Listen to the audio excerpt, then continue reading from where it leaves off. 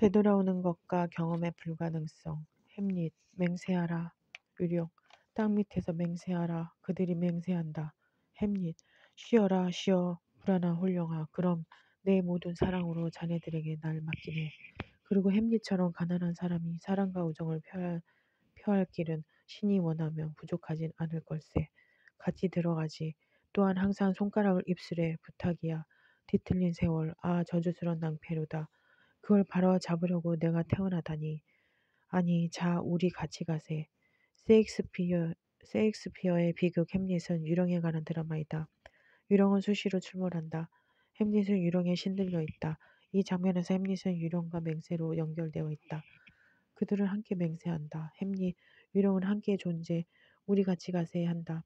본래 유령은 땅 밑에 있다. 땅 밑은 유령의 근거지이지만 맹세를 공유하는 것은 햄릿도 마찬가지이므로 햄릿의 근거 역시 땅밑이다. 그러나 생각해보라. 땅은 모든 사람이 발 딛고 있는 근거가 아닌가. 이 장면은 산 사람의 집안이 죽음의 근거에 있음을 보여주는 것이기도 하다. 그런데 유령이란 무엇인가? 땅 위에서 땅 밑으로 갔으나 다시 땅 밑에서 땅 위로 올라오는 존재이다. 유령은 되돌아오는 것이다. 그것은 죽은 자들의 세계로 온전히 떠나가 눈 감지 못한다. 왜인가? 되돌아올 수밖에 없는, 그러므로 되돌아와야만 하는 이유가 있기 때문이다. 되돌아올 수밖에 없다는 사실의 문제가 되돌아와야만 하는 당위로 전환된다. 존재의 문제는 윤리의 문제를 내포한다. 시간이 이 운매에서 어긋나 있기 때문이다. 이 운매에서 어긋난 시간을 바로잡는 것, 어긋남을 정상으로 복귀시키는 것, 시간을 시간의 본래 궤대로 귀환시키는 것. 햄릿은 그걸 바로잡으려고 내가 태어났다고 말한다. 유령은 그걸 바로잡기 위해 되돌아온다. 햄릿, 유령에게 시간의 귀환은 소명으로서의 윤리이다. 주목할 점은 햄릿이 그걸 사랑과 우정의 윤리, 신이 원하는 것이라고 말한다는 건 사실이다. 신이 원하는 사랑과 우정의 윤리, 신적인 시간의 복귀 또는 정상으로 전환되는 시간이란 곧 메시아적인 시간이다. 그러나 이것은 유령에 의해 암시되고 유령의 신들린 자의 것이기에 현실에서 쉽게 수락될 수는 없는 시간이다. 세계 시간이란 산자들의 시간이기 때문이다. 데리다에 따르면 이 유령은 뼈와 살이 없으므로 보이지 않는다. 존재하지만 지각되지 않고 산 것도 죽은 것도 있는 것도 없는 것도 아닌 그것을 그저 어떤 것, 사물이라는 말 외에 무엇으로 표현할 수 있으랴. 셰익스피어의 드라마에서 유령은 사람들에게 줄곧 사물로 불린다. 미셀러스. 그게 오늘 밤에도 다시 나타났어. 바나도 아무것도 보지 못했어. 그러나 지각되지 않는 이 사물은 사라지지 않는다. 앞에서도 이야기했듯이 시간이 이음매에서 어긋나 있기 때문이다. 햄릿은 시간의 어긋남을 바로잡도록 태어난 자신의 운명을 저주하면서 지금 여기 시간의 왜곡을 시간의 올바른 길, 고든 길과 명료하게 대립시킨다. 이 탄식은 역사, 세계, 시간, 시대가 자신의 정당한 규칙에 따라 곧바로 올바르게 법을 따라 나갈 수 있게 애쓰도록 운명지어진 자기 운명을 저주한다. 이 저주는 시간의 올바른 전환이 이루어지지 않는 하나 사라지지 않는 것으로서 사물의 저주이며 땅 위에서는 함께할 수 없는 지하의 사물과 함께하기를 지속하려는 사랑과 우정이다. 그러므로 현존의 세계 시간에서는 지각되지 않지만 우리와 함께하는 이런 사물이 있는 것이다. 되돌아오는 사물, 운명을 운명으로 수락하는 사물, 함께할 수 없는 것과 우리가 되어 함께 존재를 맹세하는 사물, 현존하지 않으나 도래할 시간을 암시하는 사물, 현존의 시간 넘어 지금 여기에 망령처럼 틈입하면서 지금 여기를 초과하는 사물. 베냐민은 오래전에 다음과 같은 수수께끼 메모를 남긴 적이 있다. 아이들은 건축, 정원일 혹은 가사일, 제다이나 목격일에서 생기는 폐기물에 끌린다. 바로 이 폐기물에서 아이들은 사물의 세계가 바로 자신들을 향해 오로지 자신들에게만 보여주는 얼굴이 알아본다. 폐기물을 가지고 아이들은 어른의 작품을 모방하기보다는 아주 이질적인 재료들로 무언가를 만들어내는 놀이를 통해 그 재료들을 어떤 새롭고 비약적인 관계 안에 집어넣는다. 여기서 관건이 되는 것은 아이들의 사물이 폐기물이라는 것이다. 뒤집어 말한다면 폐기물이란 사물에 홀리고 그 재료들을 어떤 새롭고 비약적인 관계 안에 집어넣는 존재가 아이들이다. 폐기물, 아이들, 짝패는 유령 햄릿, 짝패를 연상시킨다. 이 짝패들은 현행 세계 시간에 자체적으로는 존립 불가능한 것, 사물이기 때문이다. 짝패라는 점에서 폐기물, 사물을 가지고 노는 아이들도 역시 사물이다. 폐기된 사물들, 그것은 망각된 기억이다. 망각된 것은 현존하지 않으나 없지는 않은 경험의 형식이다. 폐기된 사물들도 사물로서 현존하던 시간이 있었을 것이며 거기에는 사물의 꿈이 새겨져 있을 것이다. 도구, 사물에 출현하는 순간 도구, 사물에는 첨예한 인간의 꿈이 깃든다는 점에서 그것은 인간에 의해 나타났으나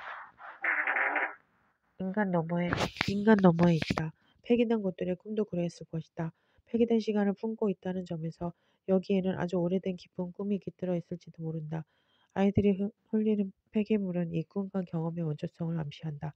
베냐민은 사물에서 막스가 이야기한 인간의 노동을 보았지만 그렇다고 현존하는 사회의 상품으로서 사물이 전적인 물질의 대상만은 아니라고 생각했다. 그는 또 프로이트가 말한 환상의 메커니즘이 사물에 존재한다는 사실을 잘 알고 있었지만 사물의 욕망에서 궁금함을 보지도 않았다. 다만 그 사물은 어른들에게 벌어지고 망각되었으나 아이들이 흘리고 반기는 폐기물 같은 사물이었다. 베냐민에게 아이들의 사물은 꿈과 경험이 깃든 무엇이었다. 유년기의 꿈과 경험, 거기에는 인류의 어떤 원초적 강구, 간절한 시간과 역사가 있다. 어른들의 시간에서 휘발된 것은 이 강구, 참된 경험, 기계적이고 물리적인 시간이 아닌 카이로스적 역사이다. 베냐민은 복고주의자가 아니었으나 사물에 깃든 이 오래된 꿈과 경험을 지금 여기 메시아적인 시간으로 불러내야 한다고 믿었다. 그것은 사물에 대한 데카르트적인 현대적 경험으로 가능하지 않다. 사물에 대한 진정한 경험은 주체 또는 자아의 영역에 속하는 것이 아니기 때문이다. 그것이 있는 곳에 내가 있다는 것은 프레이트의 말은 그것에 나를 귀속시킨다. 주체의 경험을 그것의 사물에 결부시킨 것이다. 경험이란 주체의 것이 아니란 말이다. 기술 시대에 극단적으로 좁혀진 사물의 거리, 가까움이 삭제시킨 것도 바로 그것이며 햄릿이 함께 존재가 되었던 그의 짝패, 되돌아온 것, 유령이 거주하는 시간도 거기이다. 아감베는 현대시를 역설적으로 출현시킨 것이 사물에 대한 경험의 위기였다고 말한다. 데카르트 이후에 평평해지고 납작해진 사물들은 주체들에게 어떤 경험의 형식도 부여하지 못한다. 보들레르 이후 현대시는 새로운 경험이 아니라 어떠한 경험도 이젠 할 수 없다는 경험 자체에 부채라는 조건에 근거하여 시를 쓸 수밖에 없다.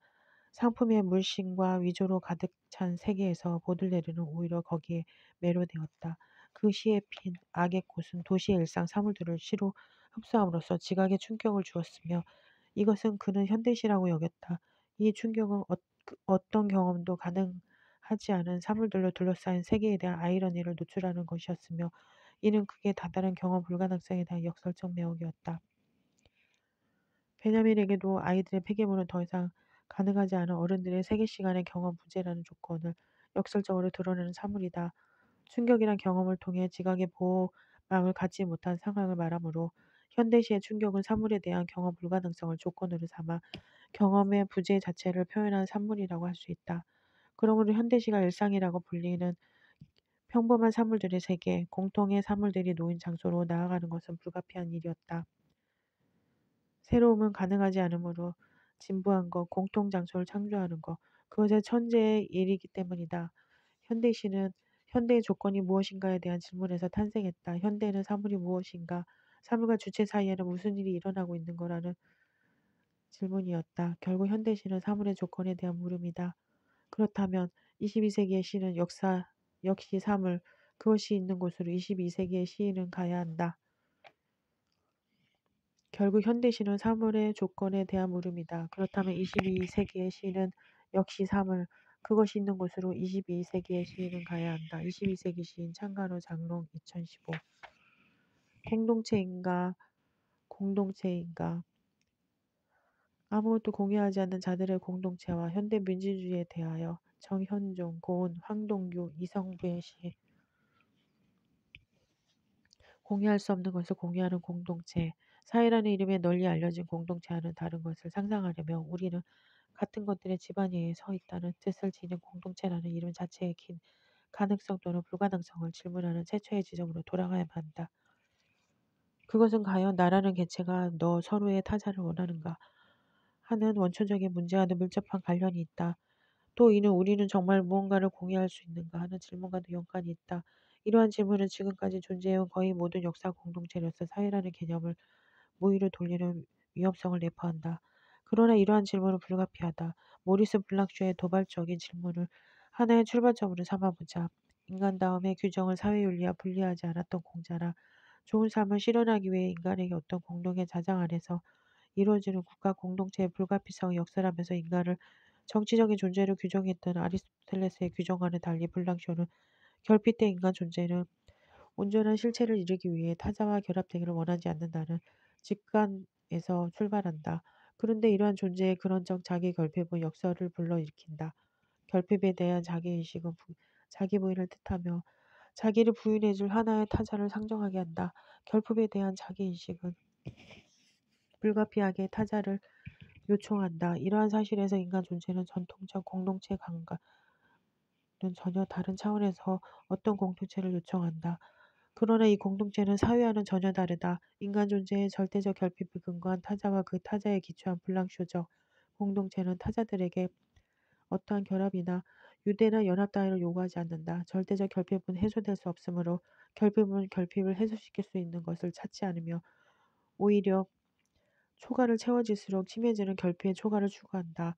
의심할 바 없이 결핍은 나에 대한 타자의 이해 제기를 요청한다. 이해 제기는 고립된 나로 인해 생겨난다. 이것은 사실상 분리를 뜻한다. 분리되기 위해서도 나는 타자를 필요로 한다. 블랑쇼에 따르면 이 분리는 결핍에 대한 권리를 보존하면서 스스로 충만해지는 방법이고 따라서 지나치게 가치가 부여된 자신 앞에서 스스로 낮아지는 것일 뿐이다. 이러한 결핍은 충족되지 않는 것으로서 존재의 유한성에 관한 표지이다. 그 유한성의 궁극은 죽음이다. 만일 나와 타자에게 허용된 유일한 공통성, 그러므로 공동체의 유일한 근거가 있다면 나와 타자는 유한성에 속한 존재, 죽을 수밖에 없는 존재라는 사실뿐이다. 유한성에 관한 인식, 죽음에 관한 인식은 여기 건의와 단일성에 대립하여 바깥을 상정하고 바깥을 은밀하게 체험하게 한다. 이때 유한성의 체험을 절대적으로 각성하면서 무한성의 은밀한 체험으로 나아가는 은밀성을 공유하는 새로운 공동체가 형성되는데 이 공동체는 사회라는 이름의 표준 공리에 반하는 외제성을 지시한다. 그 하나의 강렬한 예가 연인들의 공동체이다. 연인들의 공동체가 존재하는 유일한 목적은 사회를 붕괴시키는 데 있다. 연인들의 공동체는 우리가 알고 있는 사회로부터 공동체가 얼마나 멀리 떨어져 있는가에 대한 하나의 영감을 제시한다. 연인들은 물리적으로 사회에 속해 있으나 사회라는 익히 알려진 공동체가 아닌 것을 통해서만 비로소 그들 서로가 다른 차원의 세계에 진입해 있음을 확인할 수 있다. 공동체는 그 안에 속한 자들에게 계약서를 요구하지 않으며 목적도 효용도 갖지 않으며 다만 그 안에 속한 자들을 서로 이해하게 할 뿐이다. 공동체는 우리의 오해와는 달리 흔히 구성원으로서 불리는 자들의 소멸에 기반한다. 어떤 집합적 요소들에 붙인 이름이라 할 수 있는 구성원은 공동체에 없다. 그러므로 공동체는 실체 같은 개념으로 묶일 수 없다. 공동체는 통상적으로 사회라 불리는 것에 부재해 그것에 반하는 모종의 외제성을 지시하는 곳에 자리한다. 이런 종류의 공동체는 내용의 차원에서는 아무것도 공유하지 않는다. 그것은 같은 것을 소유한 존재들의 집합이 아니라 공동체에서 보존되는 것은 같음이 아니라 대체 불가능한 개별성이며 그 지평 위에 선 개체들의 존재론적 고독이다. 그럼에도 불구하고 절대적인 개별성은 타자를 필요로 한다. 타자는 개별성의 해소가 아니라 내적 경험의 은밀함을 오히려 보존하기 위해서 필요하다. 나눌 수 없는 은밀성의 나눔, 전달될 수 없는 것의 전달, 공유할 수 없는 것을 공유하는 타자가 출현하는 사건, 그것이 바로 공동체라는 사건이다. 블랑쇼의 수수께끼 같은 견해를 정치적인 것으로 전유하는 일, 특히 민주주의에 대한 이론으로 이어가는 일은 그 자체로는 쉽지 않다. 블랑쇼적 공동체의 은밀성과 사회 이론으로서의 민주주의 이론 사이에는 생각보다 해소하기 어려운 논리적 결락이 있다. 그러나 이러한 관점은 민주주의, 특히 현대민주주의가 처한 위기와 새로운 도전 상황과 관련하여 깊은 인상과 영감을 주는 면이 있다. 오늘날 일본의 민주주의 이론가들은 전통적인 공동체는 물론이고 현대 공동체로서의 민주주의적 사회에도 커다란 변화가 일어나고 있으며 철학적 차원에서는 신 또는 자연에 놓인 전통적 토대를 대체하려던 인간 이성의 시도가 필요함으로써 사회와 민주주의가 근본적 불확실성에 놓이게 되었다고 요약한다. 그에 따르면 니체의 저 직관의 위대함은 신의 죽음과 휴머니즘의 위기가 분리될 수 없다는 것을 선언한 데에서 나온다. 흔히 급진적 다원적 민주주의라고 일컬어지는 일련의 현대 민주주의 이론에서는 전체적인 차원에서든 요소적인 차원에서든 일관되게 본질주의 일체를 부인한다. 인간에 대한 아주 오래된 규정 또는 현대적 근대적 규정뿐만 아니라 인간들의 연합으로서 구성된 사회라는 이름의 공동체에 어떤 유형의 고정된 정체성도 부정함으로써 전체나 요소적인 부분 모두를 우연적이고 계기적인 접합으로 안주한다.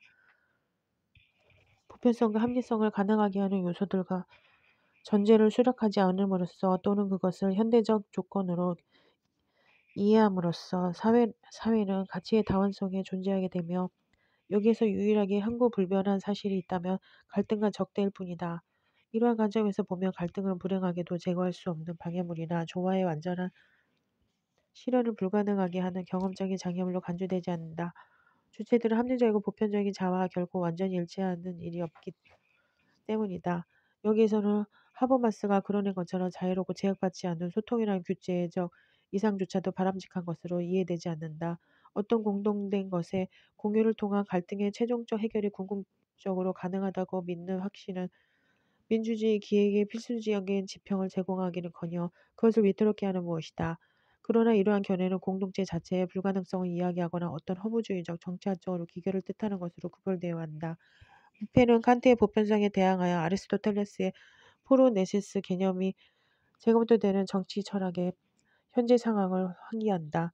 그것은 계몽주의의 추상적 보편주의에 대항하여 공동체의 실천적, 윤리적, 지식을 문화적이고 역사적인 조건들, 즉 상대적이고 우연적이며 가변적인 감각 속에서 이해하게 한다. 비트겐슈타인과 한나 아렌트를 거치면서 가다머적 전통에 대한 무패의 논의는 보편 판단과 선험적 공통 집안의 공유 불가능성을 지적하는 논의로 전환된다. 루티의 말처럼 이러한 관점에서 제기되는 민주주의론은 우리의 문화, 우리의 목표나 제도들이 대화의 방식이 아니면 지탱될 수 없다고 생각하는 사람들과 다른 방식으로 지탱되기를 여전히 희망하는 사람들 사이에 있음을 지적한다. 문학의 공동체에 관한 이 글의 본론과 관련하여 무패의 논의에서 특히 눈에 띄는 점은 이러한 논의 전제 속에서 정치 행위를 친숙성의 축으로 보는 마이클 오크슈트의 견해에 대한 관심과 전유이다. 여기에서 정치는 충동적 욕망이나 일반적 권리에 의해 배치되고 조직되는 것이 아니라 실제로 존재하는 행동 전통들 자체에서 솟아나며 정치적 활동 형식은 배치 내에 있는 친숙한 것을 탐사하고 추구함으로써 실제 존재하는 배치들을 수정한다. 자유와 평등의 확장을 시대의 행동 전통으로 간주한다면 그를 위한 투쟁의 과정을 전개하는 것이 사람들에게 친숙성의 추구로 이해될 수 있다. 이러한 의미에서의 친숙성의 추구는 선언적 공동성이 추상적 보편성을 전제하지 않으면서 정치 행위가 지닌 공감의 과정을 암시하며 정치 행위는 충분하게 나타나 있지 않은 것에 대한 공감을 탐색하고 추구하고 확산하는 행위가 된다. 정치적 활동은 지금이 바로 그 공감을 인정할 적절한 계기임을 확인시키는 입증이다. 이 글은 블랑시의 공동체론과 무패가 검토하는 민주주의론을 염두에 두면서 사회라는 이름의 전통적 공동체가 아닌 문학의 공동체, 특히 시의 공동체를 공동체라는 이름으로 생각해 보려고 한다. 공동체가 어떤 물리적 실체를 공유한다는 점에서 공짜를 사용하는 것과는 달리 공동체는 비어 있다는 뜻의 공짜를 사용한다. 그것은 섞일 수 없는 개별성의 영역, 공유할 수 없는 존재론적 결핍을 전제하면서 나와 너의 인칭적 비대칭성을 불가피한 사실로 수락한다. 나와 너는 섞일 수 없으며 결코 갖춰질 수 없다. 그러나 공동체는 이 인칭적 비대칭성을 타자 부정성으로 여기지 않으며 오히려 타자의 불가피성, 나아가 타자의 요청으로 확인한다. 물리적인 내용을 공유하지 않지만 타자의 불가피성과 타자의 요청이 그 자체로 타자와의 공존의 필요를 암시한다. 사회라는 이름의 오래된 공동체가 어떤 물리적 내용의 공유를 요구하는 것과는 달리 공동체는 공존의 불가피성에서 연유하는 그것으로 나아가기 위해 필요한 공감의 원리, 친숙성의 추구와 확산이라는 과정 자체만을 공유한다. 물리적 내용이 아니라 과정의 공유는 공감의 형식에 대한 공유가 아닌가. 내용을 공유하지 않는다는 것은 지금 확정된 실체에 관해서는 아무것도 공유하지 않으며 굳이 공유하는 것이 있다면 현재 시간이 아니라 너머 시간을 공유한다는 것이고 과정을 공유하기에 어떤 공동적인 것을 향한 운동성만을 지지한다는 뜻은 아닌가. 다시 무패의 말을 이용하자면 이는 도달될 수 없는 한에서만 좋은 것으로 존재하는 어떤 좋음, 그 완전한 실험을 가능하게 하는 조건인 동시에 불가능하게 하는 조건이므로 이런 식의 다원 주의적 민주주의는 항상 도래해야 할 하나의 민주주의일 것이라는 이야기와 관련하여 어떤 영감의 유대를 갖게 하는 것은 아닌가. 2. 나눌 수 없지만 고통은 존재한다. 나는 그 여자가 혼자 있을 때도 울지 말았으면 좋겠다. 나는 내가 혼자 있을 때 그 여자의 울음을 생각하지 말았으면 좋겠다. 그 여자의 울음은 끝까지 자기의 것이고 자기의 왕국임을 나는 알고 있다. 나는 그러나 그 여자의 울음을 듣는 내 귀를 사랑한다. 정현종. 그 여자의 울음은 내 귀를 지나서도 변함없이 울음의 왕국에 있다. 사물의 꿈 미름사 1972년 전문. 제도적 차원에서 사회와 같은 공동체를 이야기하는 것이 아니라고 한들 이 시에서 나와 그 여자의 관계로 공동체를 볼 수 있을 것인지는 의문이다. 상식적 규정에서 보면 아니다라고 해야 할 것이다. 이 시에서 그녀의 울음은 어떠한 내용도 지니고 있지 않다. 시는 이 울음의 의미를 노출하지 않고 있으며 나 역시 그 여자의 울음의 의미를 모른다. 나와 그 여자는 특정한 울타리에 함께 속해 있지 않으며 어떤 공통의 것을 소유하거나 공통의 것으로 묶여 있지도 않다. 어떤 시간에 특정한 체험을 함께한 사이도 아닌 것 같다. 그녀의 울음을 그치게 할 수 있는 능력도 내게는 없다는 점이다. 없다는 점에서 이 짧은 시는 그녀와 나 사이에는 사실상 나눌 수 있는 것이 아무것도 없다는 것을 확인하는 시라고 할 수도 있다. 그 여자의 울음은 끝까지 자기의 것이고 자기의 왕국임을 나는 알고 있다는 말은 이러한 해석의 정학적 근거를 제시하는 중요한 진술이다. 이 진술은 둘 사이 관계의 무매개성을 객관적으로 환기하는 정한 진술일 뿐만 아니라 모든 슬픔이 궁극적으로 지닌 개별성, 실존적 감각의 대체 불가성을 암시한다. 지상의 모든 존재는 모두 개별적인 몸뚱이를 가졌고 누구나 슬픔의 밤에 혼자라는 고립의 정황에 휩싸이며 결국 저마다 혼자의 슬픔의 몫을 감당할 수밖에 없다. 그런 점에서 울음은 끝까지 자기의 것이고 자기의 왕국이라는 진술은 타인의 울음을 나눌 수 있다고 생각하는 일반적 사고를 다시 생각하게 한다. 이익을 나눌 수 있는 것은 물론이고 타인에 대한 이해와 감정의 공유까지 가능한 깊숙한 유대가 쉽게 가능하다는 통상적 사고를 제고하게 한다. 깊은 슬픔은 공유되지 못하며 개별적인 것이고 따라서 그 여자는 나의 복수의 타자들의 구성하는 세계에서 고립되어 있다. 이 진술은 감정이 실려있지 않다는 점에서 냉정한 것이 아니라 비정한 객관 진술일 뿐이다. 그런데 오히려 이 진술은 세계의 정황에 대해 주체로 하여금 하나의 진실을 대면하게 한다는 점에서 윤리적이다. 실존적 감각의 대체 불가능성에 대한 인식과 인정으로 인해 타인의 슬픔은 주체의 자선의 대상이 되지 못하며 타인은 동정과 연민의 감정적 대상으로 평가되지도 않는다. 타인과 끝까지 만날 수 없다는 사실에 대해 우리가 자주 오해하고 있다는 점에서 감정의 공유는 세인 곧 사회의 상식을 이룬다. 그러나 이 시는 오히려 그러한 상식에 대한 엄정한 복귀를 나와 타인의 관계의 진정한 출발점으로 여긴다. 나는 그 여자가 혼자 있을 때도 울지 말았으면 좋겠다는 진술은 내가 그녀의 개별적 슬픔을 위로하거나 동정하지 않고 그 정황에 대해 기도하고 있다는 것을 나타낸다.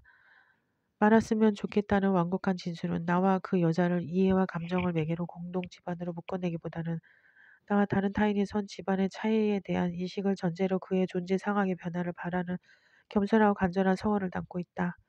시인은 내가 타인을 이해하고 있으므로 우리는 하나로 묶여 있다고 생각하기보다는 나와 타인 사이에 놓인 이해 불가능성, 충족될 수 없고 환원 불가능하며 비대칭적인 세계의 존재 결핍을 인정하고 이 인식론적 집안위에서 곡진한 기도, 성의가 담긴 서원을 그치지 않는 것이야말로 시의 내적 윤리라고 생각한다. 여기에서 나와 타자의 거리는 일단 유지된다. 그래서 그 여자의 울음을 사랑한다는 감정의 과잉이나 후소를 자제하는 대신 나는 그러나 그 여자의 울음을 듣는 내 귀를 사랑한다는 자기 윤리로 끝나는 것이다. 여기에서 내 귀에 대한 사랑은 독선적인 나르시시즘이 아니다. 이것은 타자의 울음에 대해제한 고통, 그 자체를 공유할 수 없는 없을 때 슬픔이 존재한다는 정황, 그러한 정황을 가능하게 하는 세계의 부조리와 억압에 기기울이는 청종의 윤리이다. 그러나 다시 생각해보면 이 청종의 태도 자체가 내용을 공유하지는 않지만 공유할 수 없지만 공유된 이해를 가지고 있지는 않지만 어떤 지향성을 통해 나와 그녀를 최소한의 공동 집안에 위치시키는 것은 아닌가. 이 집안에서 매개되는 것은 울음의 내용이나 의미가 아니라 그 여자의 울음을 듣는 내 귀 그 자체이다. 그것을 우리는 친숙성의 추구라고 이야기할 수도 있지 않을까. 떠도는 곳에만 있는 우리가 이름을 부리며 떠도는 것은 떠도는 곳에만 우리가 있을지라도 또한 금빛 저녁 바다 위에 것도 있다. 그렇다. 우연은 어느 날보다 잉잉거린다. 거리가 우연으로 모여서 몸속의 어둠으로 떠도는 것은 저녁 바다에 이르러 다음날 모든 금빛을 걷어버리려 함. 우연이란 몇만 개의 우연이 하나와 또 하나의 그리움 벗더라. 우리가 우레소리를 먹어도 앞서서 쓰러지지 않고 저녁 바다의 번개를 불러서 온다. 우리가 떠돌지 않을 때 누가 9층, 10층 밑에서 우리로서 떠돌겠는가. 고운 청진동에서 문익 마을에 가서 민음사 1974 전문. 이 시의 시상 전개는 연속적이라기보다는 단속적이다. 문장을 되새겨 읽을 필요가 있겠고 드러나지 않은 행간을 염두에 두고 보충하며 읽을 필요가 있겠다. 그러나 어떻게 해도 첫 행에 우리가 이름을 부르며 떠도는 것에서 것의 의미는 애매하여 확정하기 쉽지 않다. 삼행의 서술어에 있다. 에 어떤 주어와 호응하는가를 추측해보는 것이 우선 필요하다. 이따가 일행에 떠도는 것에 호응한다고 보면 떠도는 것이 또 금빛 저녁 바다에도 있다가 되어 떠도는 것은 우리가 이름을 부르는 어떤 갈구의 대상이 된다. 이때에 호응하는 주어를 이행에 우리를 본다면 일행과 이행과 삼행은 의미상 우리가 어떤 것의 이름을 부르며 떠돌 때 떠도는 곳에만 우리가 있다 해도 우리는 또한 금빛 저녁 바다 위에도 있는 것이라고 해석될 수 있다. 그러나 사실 더 좋은 해석은 이 시적 모호함이 두 방향의 의미를 모두 의도하거나 결과적으로 포함하고 있다고 보는 것이다. 갈구의 대상이든 갈구의 주체이든 간에 어떤 간절한 기도가 그 개별적 대상과 주체가 서 있는 한정된 영역을 뛰어넘어서 또한 금빛 저녁 바다 위에도 있게 하는 기적, 개별성과 특수성이 보편성의 지점으로 전하하는 어떤 시적 신비를 이야기하고 있는 것이 바로 이 시의 핵심이다. 여기에서 눈여겨볼 것은 또 있다. 떠도는 것의 내용이 무엇인지 구체적으로 한정되어 있지 않으며 우리나라의 명칭은 마치 유럽어의 비인칭 주어처럼 특정한 인칭 규정이라고 부르기 모아 어떤 것으로 지칭되고 있다는 사실이다. 이 시에서 강구의 대상과 주체는 무규정적이거나 모호하다는 점에서 공통성에 근거한 내용을 갖추었다기보다는 하나의 형식처럼 비어있다. 다시 말해 우리는 무엇이든 자신의 실존 상황에서 제 나름의 것을 강구할 수 있으며 그것을 강구하는 존재가 우리다. 또 하나의 그리운 벗들은 우레소리를 먹고 저녁바다의 번개를 불러서 우는 세상의 존재들, 그림의 개발적 내용이 무엇이든 간에 그림을 찾아 떠돌아다닌다는 존재이자 그림의 대상이며 그것이 곧 우리를 이룬다. 여기에서 우리라는 공통 주체적 규정은 개별 내용에 갇히지 않는다는 점에서 무규정적이며 비실체적이다. 그림의 운동에 참여하는 모든 가정적 존재를 포함한다는 점에서 우리는 동적이며 보편적인 형식으로 내용은 비어있다. 어떤 의미에서 우리가 가능해지는 지점은 그리움의 내용이라기보다는 그리워한다는 사실, 그리움의 운동성 그 자체란 점이다. 우리가 공유하는 것은 내용이 아니라 형식이다. 이 우리라는 공동주체적 규정은 종래의 공동체가 아니라 공동체라고 할 수도 있지 않을까. 공유의 구체적 내용을 가지지 않지만 그래서 공유할 수 있는 것이 없지만 공유의 지향성 공유라는 형식 자체를 공유하는 비어있는 공동체라는 뜻에서 말이다. 그림의 내용이 아니라 그림의 운동 과정 자체를 공유하는 공동체는 필연적으로 지금 여기에 외재적인 것을 암시한다. 즉 확정된 것, 이미 규정된 것이 아닌 운동의 과정, 그림의 지향이나 현존하는 것 너머에 있기 때문이다. 동시에 이 그림의 운동 과정을 현존하는 구체적 내용으로 규정되지 않으므로 이 운동에 참여하는 개발적이고 복수적인 타자들을 모두 포함할 수 있다. 개별적인 성원들을 우리를 포함하는 이시적 너그러움은 지극한 개별성들이 사회라는 것을 뚫고 넘어서서 닿는 어떤 친숙한 것의 영토와 관련된다. 무패의 관점을 빌려 그것을 아직 실현되지 않고 탐색되지 못하였기에 밝혀지고 도달해야 할 어떤 친숙함의 추구와 같은 것이라고 할 수 있지 않을까. 그러므로 우리가 떠돌지 않을 때 누가 9층 10층 밑에서 우리로서 떠돌겠는가라는 진술은 의미심장하다. 그것은 그리움으로 떠도는 동안만 다시 말해 그리움의 운동 과정 속에서 지속되는 순간의 그 형식을 공유하는 동안만 우리라는 뜻이며 내용의 동질성이 확정되는 순간에는 오히려 멈춘다는 욕설이 가능하다. 어떤 고착화된 동질적 내용이 아니라 너머의 시간을 연몰하는 운동의 형식으로만 순수하게 존재하는 그때 우리는 하늘에 닿은 높은 기도를 하고 있는 존재가 된다.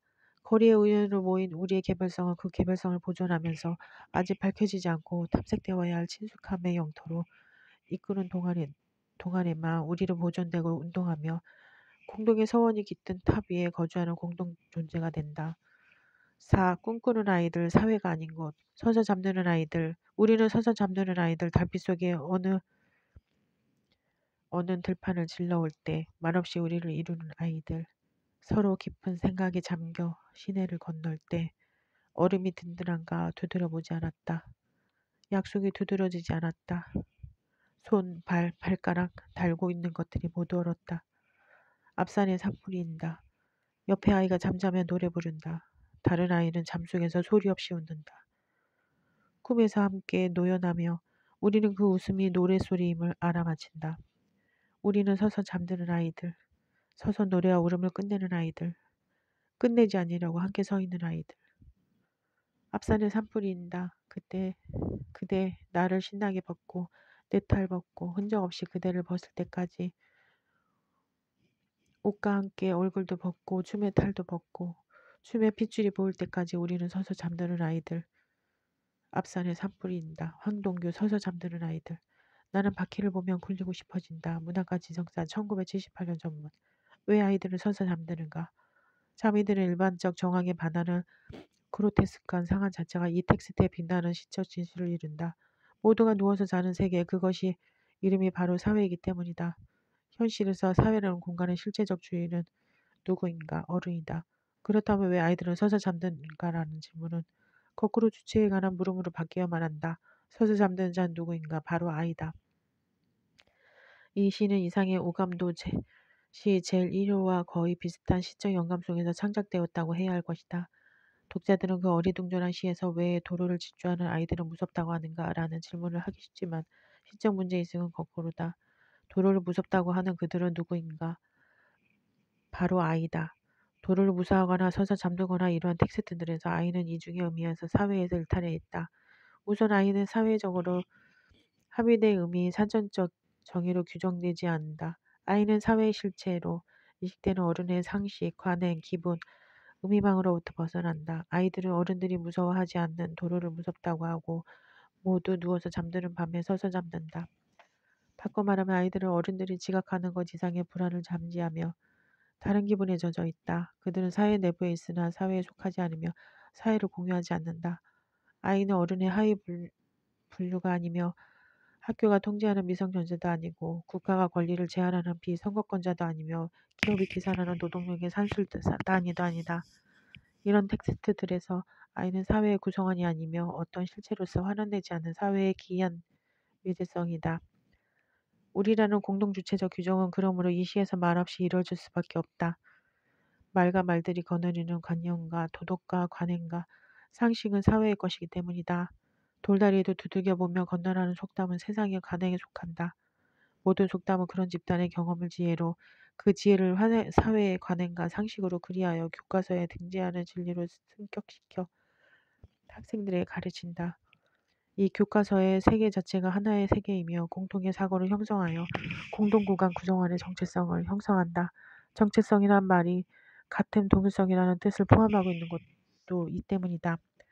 어른이 이 공동공간의 낮에 노동의 의무를 다하고 향유의 권리를 보장받으며 그 보답으로 밤에 편안한 잠자리를 제공받는다. 어른들에게 편안한 밤은 사회라는 공동공간에 보장하는 휴식이며 사회를 내일에도 지속시키는 낮의 연장선에 있다. 그러나 경험의 지혜의 진리로 승격된 교과서, 사회라는 공동공간이 존재의 실감을 무디게 하고 진리를 억압하는 일이 또한 얼마나 많은가. 이 시에서 아이들은 학생이 아니기에 교과서를 승인하지 않으며 관행이 된 전승적 지혜인 속담을 신뢰하지 않는다. 돌다리도 두들겨보고 건너는 것이 아니라 시내를 건널 때 얼음이 든든한가 두드려보지 않았다. 얼음도 두드리지 않는데 약속을 의심할 리 없다. 약속이 두드러지지 않았다. 아이들은 약속을 약속으로 믿는다. 약속을 두드리는 것. 그것은 정확히 말해 계약의 세계, 즉 사회에 속하는 방식이기 때문이다. 아이들은 사회적 낮은 연장선에 있는 밤을 어른들처럼 향유하지 않는다. 사회에 외재한 것은 공간만이 아니라 시간도 마찬가지이다. 아이들은 밤에 서서 잠든다. 단순히 말해 그것은 편안히 잠들지 않는 상태에 관한 메타포일 수 있지만 여기서 더 중요한 것은 그들이 다른 방식으로 잠이 든다는 뜻이 동시에 포함되어 있다는 사실이다. 아이들의 잠과 어른들의 잠 사이의 가장 큰 차이는 아이들은 꿈꾼다는 사실에 있다. 그것은 어떤 다른 세계 공통적인 것으로 구성원들을 묻고 있는 이곳의 내용이 아니다. 서로 깊은 생각에 잠겨 손, 발, 발가락 달고 있는 것들이 모두 얼었을 때 그들은 이미 사회라는 이름으로 실체화될 수 없는 곳을 향해 공동의 꿈꾸기를 운동을 한다. 옆에 아이가 잠자며 노래 부를 때 다른 아이는 잠 속에서 소리 없이 웃는다. 개별적 몸뚱이를 지닌 존재들의 꿈은 개별적인 것이며 그것은 공유될 수 없는 것이다. 그러나 꿈에서 함께 노연하며 우리는 그 웃음이 노래소리임을 알아맞힌다. 어떻게 이런 신비가 가능한가? 꿈은 사회의 교과서가 통제할 수 없으며 전승된 사회의 지혜에 의해 구성된 개인이란 정체성, 그것에 의해 영향받는 주체성이라는 이름이 나아가 제어할 수 없는 영역이다. 서서 잠드는 아이들의 꿈에서 노래와 웃음은 사회뿐만 아니라 나 자신으로부터도 먼 곳, 주체성의 타자들이 억압해서 풀려나는 곳이다. 꿈이 거주하는 외재적 자리는 사회와 낮은 시간일 뿐만 아니라 나의 주체성이기도 하다. 이 먼 자리에서 익숙한 것, 억압된 것에서 풀려난 타자들은 그 풀림의 형식 자체에 의해 공동의 세계에 거주하게 된다. 옷과 함께 얼굴도 벗고 춤의 탈도 벗는 이 노래와 울음의 형식이 바로 시다. 시는 내용 없이 해방적이며 목적 없이 건설적이다. 서서 비참의 노래와 울음을 끝내는 아이들은 내내 이 노래와 울음을 끝내지 않으려고 함께 서 있는 아이들이기도 하다. 아리스토텔레스는 정치학에서 국가 사회라는 것을 잘 살기 위해 만든 물리적 공동 공간이라고 규정하고 있지만 그 물리적 공동 공간의 존성은 생동하는 삶의 실감을 응고시키고 패배할 수 없는 삶의 정함과 어떤 부조리 인간적 비참과 억압을 제도함으로써 가능하게 된 면이 없지 않다. 시라는 이름의 노래와 웃음과 울음은 이 비극적 인간 정황을 살피고 기억하라는 목소리이며 그 살핌과 기억을 끝내지 않으려는 노력 자체가 곧 그 비극적 정황을 끝내는 노력임을 알고 있는 얼굴 없는 얼굴과 탈을 벗은 뒤의 진짜 얼굴이다. 시의 노래를 부르는 아이들은 사회가 누워서 잠든 밤에도 앞산에 산불이 있다는 것을 본다. 여기에서 산불은 존재 변이에 대한 알레고리로 이해될 수 있다. 어른들은 그것을 환각이라고 말하겠지만 내가 나비의 꿈을 꾸는 것이 아니라 나비가 되어 나비가 내가 되어 현실을 살고 있는 것인지도 모른다. 아이들의 꿈, 노래, 시는 환각이 아니다. 시의 아이들은 모두가 안온한 잠에 취해 망각한 세계의 원형을 기억하거나 아직 오지 않았으나 도래할 시간을 먼저 당겨서 본다. 함께 서 있는 아이들, 그들은 지금 여기 사회에 없으나 이미 같은 자리의 공동체에 있다. 그 자리는 지금 여기 응고되고 규정된 내용으로 공유된 세계가 아니라 꿈과 예감의 형식으로만 엿볼 수 있는 아직 도래하지 않은 시간 속의 무규정적인 자리라는 점에서 공동체가 아니라 공동체이다. 시를 쓰는 마음은 다른 마음과는 다르다고, 사랑하는 사람들, 다른 사람들과 다르다고 우리는 배웠어. 교과서에서. 이 볼펜으로 사랑을 적기 위하여 한 점 불띠붉은 시의 은결을 찍기 위하여 오늘 밤 나는 다른 마음이 되고 싶다. 좀 멀리 다른 데를 보고 싶다. 그러나 가령 우리가 죽어가는 사람들의 마지막 아픔을 지켜볼 때 그가 과연 견디어낸 삶이 발버둥과 아우성이라고 느껴질 때 그는 정말로 죽음을 죽고 있다고 발견됐을 때 그리하여 그들이 이룰 수 있는 것은 죽음밖에 더 다른 것이 없었음을 알았을 때 죽음뿐으로 다른 삶이 태어날 수 있었을 때 죽음은 새로움의 밑거름이 되었을 때 그 크나큰 싸움의 이김을 보았을 때 힘을 가졌을 때 나는 다른 마음이 되고 싶은 것이다. 이성부, 이 볼펜으로 우리들의 양식, 믿음사 1974 부분. 이제 우리는 공동체가 특정한 공간성이나 제도를 지칭하는 용어가 아닐 수 있음을 조심스럽게 이야기할 수 있지 않을까. 그것이 왜 공동적인 것으로 묶인 세계관인지. 그리하여 공동체가 공동체이기도 함을 짐작할 수 있지 않을까. 공동체의 가장 엄밀하고 깊은 의미에서 그것이 시작되었으나 망각된 지점으로 거슬러 올라가 그것을 기억할 수 있다면 공동체는 시의 공동체, 문학의 공동체를 닮았다는 사실을 수긍할 수 있지 않을까. 시를 쓰는 마음은 다른 마음이며 사랑하는 사람들은 다른 사람들과 다르다. 그것은 장자의 무하유지향처럼 좀 멀리 다른 데 있다. 나는 다른 마음이 되고 싶은 순간은 그들이 이룰 수 있는 것은 죽음밖에 더 다른 것이 없음을 알았을 때이다. 나와 그들은 이 순간 공동체에 거주하게 되는데 여기에서 유일한 매개는 죽음이라는 고유한 개별성, 결국 타자와 내가 나눌 수 없는 절박한 것이다. 한 점 불띠붉은 시의 은결이 찍히는 그 순간 나와 죽어가는 사람들은 공동 세계에 거주하게 된다. 그것은 나눌 수 없는 것을 공동의 밑거름으로 삼는 순간이며 불가능한 것을 공동의 기반으로 하는 새로움이자 침숙함이다. 시의 은결이 지닌 불띠붉은 빛깔은 그의 죽음과 내 삶에 이어진 증거이며 타인의 죽음과 고통이 이 볼펜으로 매개되는 공동화의 신비를 보여준다. 시인에게 공동체의 건설이란 결국 사랑을 적기 위한 싸움과 다른 것이 아니다. 이화 어문 논집 제35집 이화 어문 학회 2015